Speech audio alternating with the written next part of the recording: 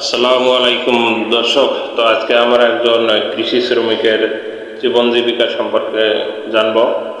তো কৃষিতে যারা শ্রম দেয় তাদেরকে কৃষি শ্রমিক বলা হয়।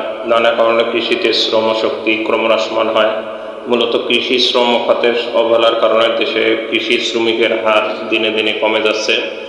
তো কৃষিতে ভর্তুকি প্রণোদনা বীজ সরবরাহ সাশ্রয় কৃষি উপকরণের সহায়তা প্রদান প্রচলন থাকলেও কৃষক যখন প্রচণ্ড রোদে মাঠে কাজ করে তখন তার স্বাস্থ্য সামাজিক সুরক্ষা তথা মানসিক প্রশান্তির কথা কয়জনে বা চিন্তা করে।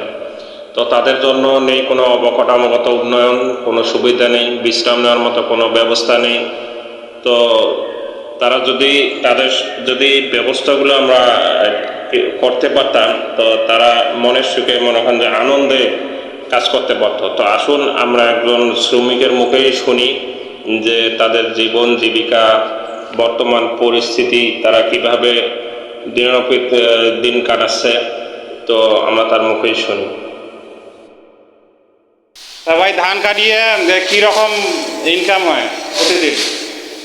প্রতিদিন ইনকাম কাজ করে যদি 400-300 টাকা খরচ হয় 500-700 টাকা। যে বাজার দেশে বাংলাদেশের যে জিনিসের রেট কীভাবে চলবো আমরা? তাতে গাড়ি বার হয়েছে, যেখানে যাই কাজ করতে সেইখানে গাড়ি, কীভাবে কর্ম পরিবার করবো? এটা ঠিক, এখন তো গাড়ি বেড়ে মানুষের খুব অসুবিধা হয়েছে। যে জিনিসপাতির দাম তাই তো মুশকিল হয়ে গেছে খরচ সংসার চলা। তো গাড়ি মনে করেন যে যদি না আসে তাহলে আমার শ্রমিক মানুষগুলোর কিন্তু খুব উপকার হয়েছে। কারণ তখন একটু হইলেও সেজনত ইনকাম করে আর পাইবে। তাহলে মনে করেন যে বউ বাচ্চা নিয়ে সংসার মোটামুটি আর কি চলা যাইবে আর কি। যে জিনিসের দাম কাঁচা বাজার তো হাতে দেওয়া যায় না। তাহলে কোন দর্শক কিছু যদি কভার থাকে। হ্যাঁ দর্শক, কৃষক যখন মাঠে ঘাটে নোংরা পরিবেশে কিন্তু তারা খাবারগুলো খায়। তো তারা যখন খাবার খায় তো তাদের একটা স্বাস্থ্যের ঝুঁকি তাদের থেকে যায়। তো এই বিষয়গুলো যদি আমরা একটু নজর দিই তাহলে তাদেরকে ডেভেলপ করে দেবো। আসুন একজন কৃষকের মুখে তাদের কষ্টের কথাগুলো। বর্তমান তোমার ধান কাটিয়ে কি সংসার চলছে? খুব কষ্টের ওপর বর্তমান যে জিনিসের দাম সবাই মুশকিল। বাড়ি গেলে বউ যাওয়া, সাধারণ কাছে গাড়ি যাওয়া,